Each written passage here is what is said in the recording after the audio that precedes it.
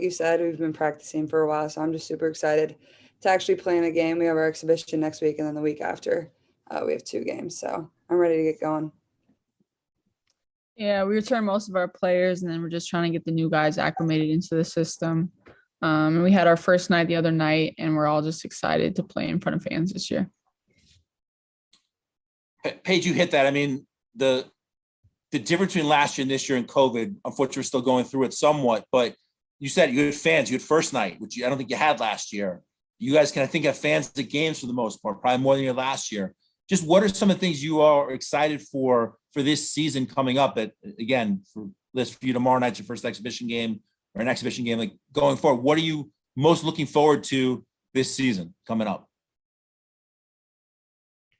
I think just definitely fans. For me and Kaylin, our only year of college basketball has been with no fans. So to finally get that normal college experience of playing basketball in front of a crowd, either if they're all cheering for you or if they're all cheering against you, I think we're all just excited for that. Yeah, I would totally agree. It's kind of weird to think that we haven't really played in front of our home fans or opposing fans, no matter where you're going. So I'm mostly excited for that. And then obviously last year, we only played 3 non-conference games. So really getting like a full schedule and kind of that real college basketball feel this year is what I'm excited about. Yeah, for sure say the fans too, but also just showing, the fans, just the new players we got, and just showing them like what we could bring to the table. I mean, it's my last year, so I mean, just showing everybody what we can do. I'm gonna piggyback off Liz and say, like, yeah, this is my last year, and for us, it's just showing everybody how hard we've been working in the off season, and just getting them as excited as they are for us. And super excited to have all our fans back in CLA because, I mean, last year we weren't able to have even half of our normal fans. So, and just our fan base, they're just super excited to have us all returning and the incoming freshmen and transfers. So super excited about that. You mentioned, I mean, I've talked to some of the Wnba players, and some of them, and Liz Cambage is famous for it. She loves being the villain. She gets more excited when fans are booing her and yelling at her and screaming at her than she does, in a sense, when fans cheer for her. Not that she doesn't like fans cheering for her, but there's something about getting booed or yelled at that just brings her game to another level. And I'm curious, I mean, you've all, Caitlin and Paige, you guys played obviously in high school, I'm guessing, against some hostile crowds, so to speak, when you weren't at home. And the other ones, I'm sure you've played in hostile crowds in your college careers. Does that get you a different level of amped up when you have 10,000 screaming fans yelling at you and your teammates and trying to, like, you want to, hey, we're going to beat them? That gets me a different kind of excited than like at home. And obviously it's always great having fans cheer for you, but is there something special about shutting the opponent's fans up, so to speak? I see you smiling, Ryan. I'm guessing there might be something there with that. I do personally like going away rather than playing at home because it's just like fun to touch the crowd or something, and like they're all wanting their team to win, but like if you're doing good, then you can look at them and like say like, yeah, I mean, I don't know, it's just fun. For me, I'm not one to really even look in the crowd. I try to just avoid that. But so I enjoy like home games, just hearing everybody cheer for me. But when people aren't really cheering, I mean, I guess it's just exciting because there's not much they can do. I would agree. I'm more like a home court person. I think having however many fans you get cheering for you rather than booing you is a little better. But either way, like, I don't really mind it. I try to stay pretty focused on the court and what I need to do. I think for me as a competitor, I think having a target on my back and everyone cheering against me, I feel like if you're a hooper, like when somebody's trash talking you, just reach a whole nother potential. You just reach a whole nother level that you tap into. So, I mean, I like obviously everybody cheering for me, but against me, I like that as well. Maybe a little bit more. Yeah, I feel like I'm the same way. I feel like I perform the best when like the odds are against you, or like when they feel like you're the underdog or something. So those are the best games to me. I'm guessing all 5 of you agree that having no fans is not good for anybody. last year having no one there, like there's no energy, you have to create your own, like whether you like being booed or cheered or whatever it may be, having nothing and no energy and no noise. I'm guessing all 5 of you, that was not very fun last year. Yeah, it was just completely different. Just a different type of atmosphere. So I'm glad to have the fans back. So let's talk this year for a second. I mean, one of the big changes, obviously, off the court, and I think you are five of the most well-known players in women's basketball, is the NIL stuff and name, likeness, and image that you can take advantage of now. And I'm curious, just what's it like for you? I mean, I'm talking to some of your coaches, some of you. Once the season starts, you probably focus just on basketball. But is it nice to know that you can earn money for your name as opposed to your school or whoever else maybe making money off of you? I think, Caitlin, you started a clothing line of your own shirts to sort of get something out there, just and I know of things from that nature. So let's start with you. Is it something neat to be able to use your name and your likeness to Yeah, I think it's something that we've kind of been fighting for even since like the beginning of last season. And I think everybody knew it was coming, no matter how long it would take. But yeah, I think it's just a right that every student athlete should have. So I'm excited that it's here, and it's been really fun to watch every student athlete kind of do something different with it. Everybody has different interests. So it's been cool to see like them go down a path that they're really interested in and make a difference in their community. So I'm excited that there was that change. I think there's a lot of unknown still, so a lot of things to figure out. And as you said, like I think once we get into the season, that's kind of where all our focus is. And obviously you have school on top of that. So it's just another thing to manage. I think the NIL deal is definitely just something that we needed. I mean, I feel like we just work so hard and we do a lot. We go through a lot and we still have to manage school. And so for us to be able to make money off of our names and stuff like that and just represent like where we come from is just, it's just great to finally see happening.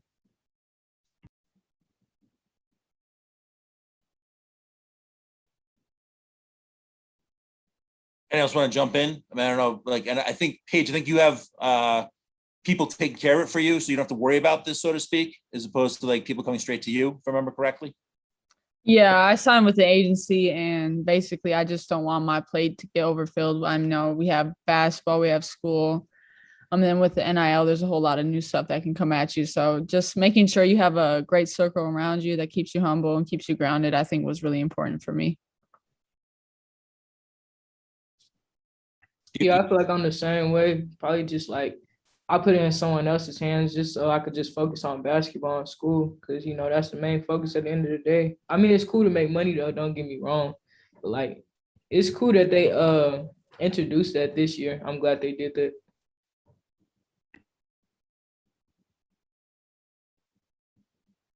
Paige, you mentioned your plate being full. Your teammate, I believe, has a deal with Chipotle. Is that something that the team benefits from, that you can all get some solid fast food mix if you want, so to speak? No, the plate is definitely full on Chipotle. So that's nice to be able to hop off what other people do too. No, that's great. Another thing, obviously, from last year, this year, there was so much made at the Ncaa tournament for all of you with the gender inequalities. I mean, people saw firsthand the men's tournament, the women's tournament, how there were just differences. And the report came out, and they're making some changes, which hopefully for this year and then beyond, that will help the game of women's basketball. I mean, they're already allowing March Madness, which most people didn't even know you couldn't use for women's basketball. They're talking about expanding the tournament to 68 teams instead of 64. There's a chance they're going to start giving money to teams that make the women's tournament like they do on the men's side. I mean, you guys all experienced this last year. What is something you'd like to see be more equitable between the men and women? And NIL is part of that, in a sense that men and women both can take advantage of this in college. What's something you guys saw or want to see that you think would benefit women's basketball for you and for players to come after you? I think exposure would be a big start, because it's really about just getting us out there in order to have the equality and stuff. Like nobody's seeing us, because you know the men's games are on ESPN and all this and all that, and then our games sometimes get cut off, or like other programs will cut it in between. I just feel like exposure would play a big part in it. Yeah, I totally agree. I think in the Kaplan report, it talked about how much the women's tournament could really be worth And it was a surprising number to a lot of people, but I think when women's basketball is given that platform, there's a lot that people don't know, and then that they can actually tune in and watch if it's on ESPN or ABC or whatever network. So I was with Corey Close most of the summer with USA Basketball, and she's the president of the WBCA. So it's kind of cool getting her perspective on everything. And obviously she was super involved in that whole Kaplan report and just trying to make change. But I think some of the changes that have been made, as you said, the March Madness branding is something that you really wouldn't think has to be a thing, but it's good that they got that done. Yeah, I wanted to hop on what Ryan just said, talking about exposure, because I definitely think that just giving us equal like coverage with our games is definitely like the first step. And also Caitlin talked about just March Madness. Like I feel like that's something that shouldn't have even happened. So just kind of giving us equal respect. I think respect, a focus that that needs to just be there, because if they respect us for what we do, then there would be no question about if our shirts say NCAA tournament or just women's basketball or stuff like that. So I think respect and level of respect has to also play in this. Yeah, I think respect is the biggest thing. I mean, the stuff that happened during the NCAA tournament last year, if it wasn't all over social media, it never would have got recognized. So just even before any of the disrespect happens, for them to just think about what they're doing and see how the inequalities lie on either side, and to just stop it before it even happens, I think is really huge.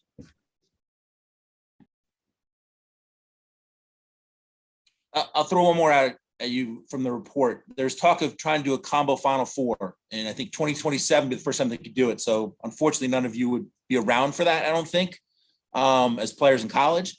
But I'm curious, I mean, I'm guessing in high school you might have had some double headers with the men or with your boys team. In college, it's rarer, but there's sometimes that the men and women play in the same day or same night. Are you guys in favor of that? Would you like to see? I mean, it'd be a mecca of basketball. It would be the Final Four in one city, the men one night, the women the other night, and just playing one city would host everything. I mean, is that something you think you'd enjoy, or is something you wouldn't like? You think maybe that women's basketball might get lost in that, or maybe men's basketball will get lost in that, the way women's basketball has been going lately? I feel like that'd be cool for us. I mean, like all of us being together, I feel like it'll be easier for fans to already be there so they could come to our games instead of like, a game in like two different spots. It's harder to get to both of the games. So if there was a doubleheader or in the same city or state, I feel like that'd be easier for us, especially exposure too. Like we was talking about, it'll be easier for them to come and watch the games.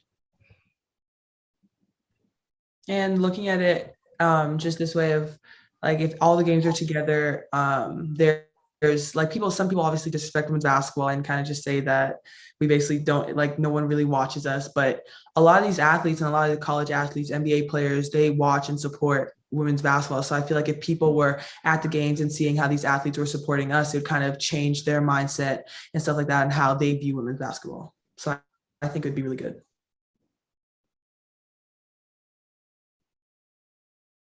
Those are all great points. And I think you're right. Why not try it? You have nothing to lose. I mean, give it a shot for a year. If it doesn't work out, try something else the next year. But how great would that be? I mean, there's been a couple times that the same men's and women's team has been going for the national championship. So if it's in the same city, I mean, could you imagine if your fan base had both teams to root for, how crazy that would be, having all those fans in one city? And the men's final, they could watch your final. I think it'd be pretty cool.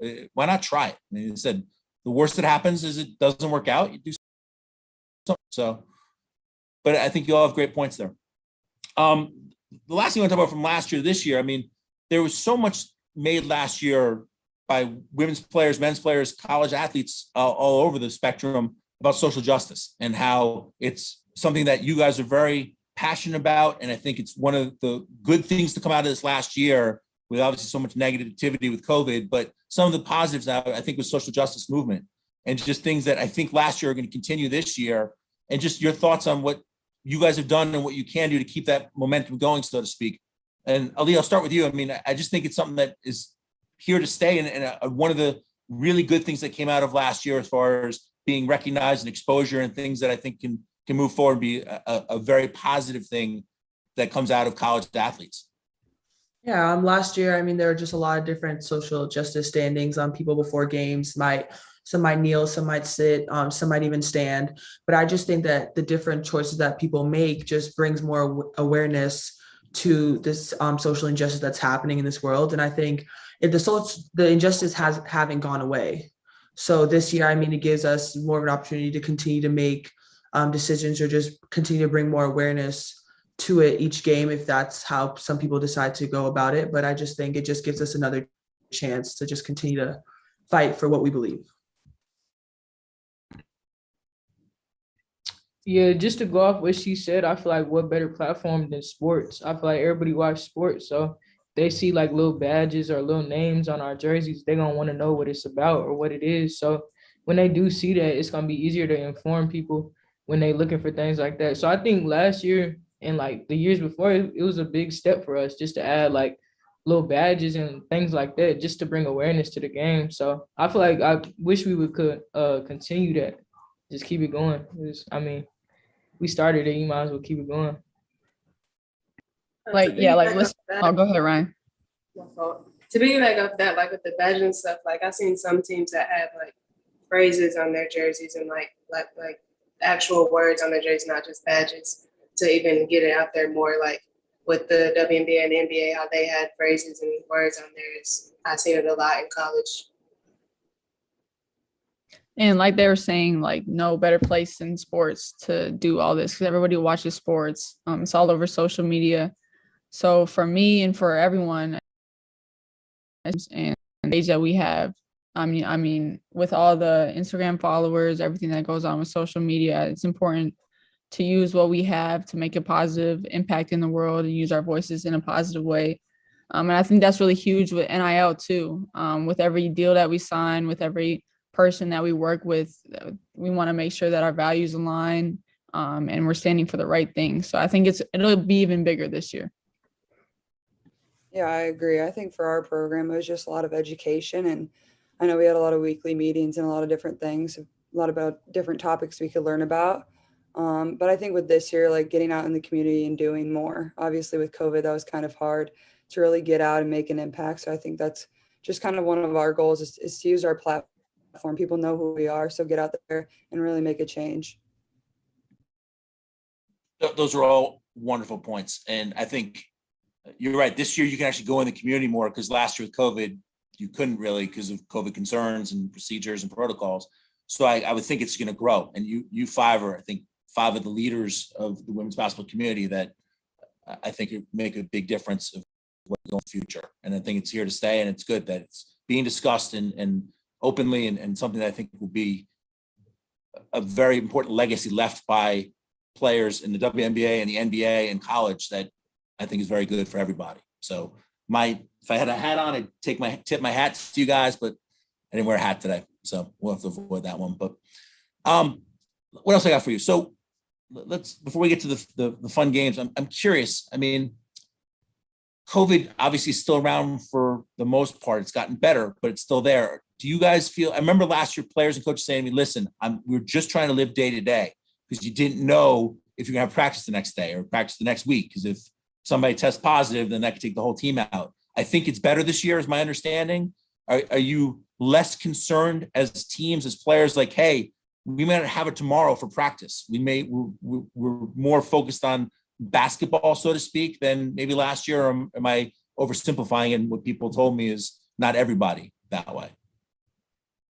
I mean, COVID is still around and still a real thing, and we still get tested. So I mean, if somebody pops positive, I mean, it could affect certain teams differently. So I mean, I think that's still definitely a priority that teams are still focused on staying out of COVID's way. But I mean, it's definitely, I mean, we're feeling a little better about it though. Yeah, I feel like this year we could focus a lot more on basketball, especially with like the vaccination rate. Most of the people are vaccinated that we playing, and most of our teams is like 100% vaccinated. So with people being vaccinated, it's a less concern like to catch COVID. Like you can still catch it, but it's a smaller chance. So I feel like they give us the benefit of focusing more on basketball than like COVID.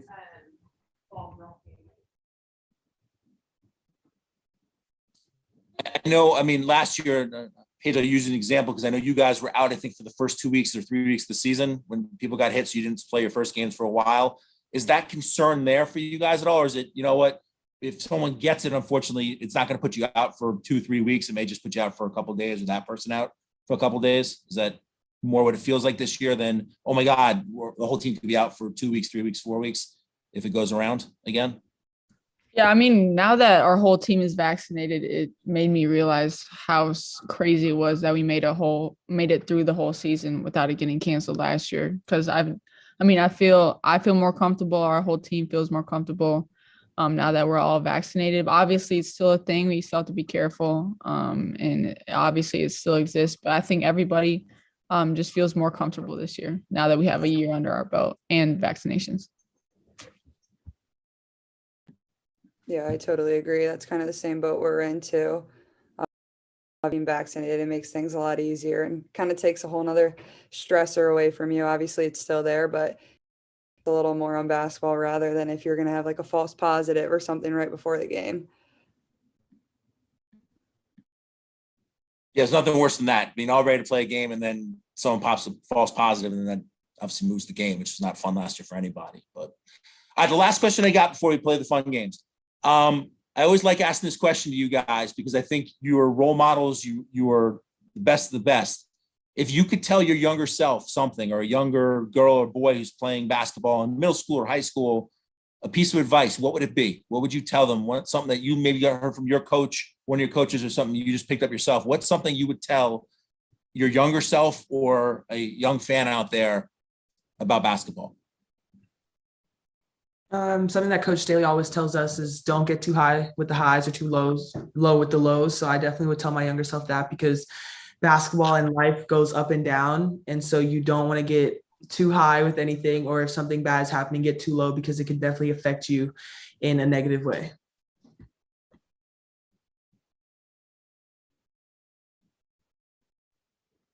I had a coach tell us that like the only two things you can control is your attitude and your effort. So whether it's, you're having a bad day or anything, like never let it control how hard you work, or like what your attitude is towards the game or practice or whatever it may be. Yeah, I think for myself, something that Coach Bueckers always tells us is be where your feet are. Like no matter what you're going to do, give it 100%. Even if it's school or basketball or something else, like be totally focused in it. Give it all you got, and the great things will come out of it. I'll probably just say like fall in love with what you're doing. Like you can't expect to like get better or anything if you're not like in love with the game of basketball. Like a lot of people say that like they in the gym, but like if you don't love being in the gym, then you can't expect to get better. So I'll probably just say fall in love with your craft, see what you do best, and do it the best you can. I would just say have fun. I mean, basketball is a game that's meant to be played, and you're supposed to have fun doing it. There's a lot of outside pressures. You can put a lot of pressure on yourself, but the game is best when you're just having fun. Those are all great pieces of advice to your younger selves and any young fans listening and watching out there. So as I said, we got a new segment on this. Here, I thank Sue Bird for this. When she came out over the summer, when she was at the Olympics, she was kind enough to join me one day. She's like, you have to have something fun at the end. You can't just like end on like a question, like have something fun. So I'm like, all right. So we're going to have the first ever Sue Bird buzzer beater trivia contest. All right. So I got 7 questions. It's Zoom. And I don't know. I mean, people have different internet speeds. I'm assuming you're all around the same way you're answering questions. So just let's do this. Blurt out the answer if you know it. All right. We'll go that way. We'll see who gets the most of this. Okay. They're all basketball related. So hopefully you should know the answers, or someone would, I would think. We ready? Let's get it. All right. Question 1. Who is the all-time points leader in WNBA history? Tarasi. Tarasi is the correct answer, yes. That's nice, Rhyne. Got it. You got it. You got it, Rhyne. But question 2. Where is this year's Final Four being held? Minneapolis. I think Liz got that first based on that. Paige, if you got this wrong, I'd be upset because obviously you're from Minnesota, and I would hope you know that you have a chance to go home if you guys make the Final Four for the 14th straight year, whatever it is. But Minneapolis is the correct answer. Question 3. Who is the all-time points leader in NCAA women's basketball history? Kelsey Plum. Paige is right. Kelsey Plum. I got a quick answer. Quick trigger here. Let him finish the question. All right, Jeopardy. Right, Jeopardy. It's like Jeopardy. If you got it, you can answer it. For me to finish the question before you answer it. Okay. This one especially because you may know after the 4th word or 5th word. Who is the all-time triple-double leader in NCAA women's basketball history? Sabrina. I think Ryan had it first. Yes. She didn't like Oh God, no. That was for so me. I know you're all competitive. All right. Question 5. Who won the NBA title this year? No, that was me, Ryan. That was me. No, that was I think Aaliyah had it first. I'm all set. Thank you. That was Cap. I got it. Cap. All right, we got 2 left. Old school question here. What year was the first NCAA women's tournament? Y'all can have it. None of you were alive when it was. Go ahead. I'll give you a hint. Y'all want to answer all fast? Go ahead. Answer this one. 86. 1982. is close. 1987. 82. Aaliyah's right. 1982, first ever women's basketball. You looked that up on your Well, phone. can you prove that? Can you I prove gave that? you that. What are you I talking gave you about? that. I was Said just it was going off of close. 86. I I gave just you know that. you. Check her history. Yeah, please. So, side question here. I don't know if you ever saw Who Wants to Be a Millionaire. If you could phone one person for a trivia answer, who would that person be? Who would help you the most in a trivia question, a trivia contest like this? Probably Sue Bird if she came up with it. Good choice. Yeah. All right. Question 7, the last question. 2 people have won Olympic gold medals as a player, assistant coach, and head coach. Can you name the 2 people? Dawn Staley. Don Staley. Dawn Staley. Dawn Staley is 1. And Second one's old school, so you may not know her. Pat Summitt. Pat Summitt's a good guess. She never won one. Oh, okay. Next. I mean, Person's like was a little younger than Pat Summitt. Okay. how old school is we talking? Tara? Never won one as a player. Coach Jen Rosati. Started the Olympic run in '96 of all the gold medals they've won in a row. Coach Jen Coach Jen. Rosati. Rosati's a good guess also. I don't think she ever won one as a head coach. We gonna get this? She wasn't an assistant on the team. I'm about to just start naming coaches. I'm gonna get Nikki Pinson. This is a far guess, but Ann Donovan. Do you? Ann Donovan. Very good. Good guess, Aaliyah. And Donovan. Are you serious? What? I didn't even look at it. Nah, you're cheating. Anything go on? What are you Let me see talking your phone about? right now. Guys, well, I don't even know where my phone is. She doesn't have a phone. Just Oh, call her her. hands are there. Call She it. wasn't typing. Call Type it. it into her computer. What are you talking about? Any- Guys, I'm looking at you guys. It's the glasses, y'all. Please, there's nothing. I just got it like that. All right. I'll give Aaliyah the win because you got the impressiveness of 82 and Donovan. Who? Thank you. What can I say? You know, but Cheating, good job. give it to Listen, her. Wait, I got like 3 questions right. there's no wrong answer here. How'd she win? What? Do you give Sue Bird a thumbs up for this? And I. Yes. All right. All right. Well, let me bring us to a close because I know you guys have things to do. First off, or let me finish off saying thank you once again for joining tonight. Congratulations on preseason All-America status. I know you have so many other things you worry about and care about with the season just starting, but it's nice to be recognized by the media, I'm sure, and congratulations on that. Good luck on your seasons. That is for you tomorrow night's exhibition game. I'm sure the rest of you have exhibition games and scrimmages coming up, but the season starts for real, I believe, November 9th. So good luck on that. Hopefully we'll see all of you down in Minneapolis in a few months for the Final Four down the road. So good luck on your years. Stay healthy. Have a great season. And thanks to everyone out there for watching this premiere of season 2 of the AP Women's Basketball Conversation Series. So have a great night and see you guys all down the road. Thank Appreciate you. you.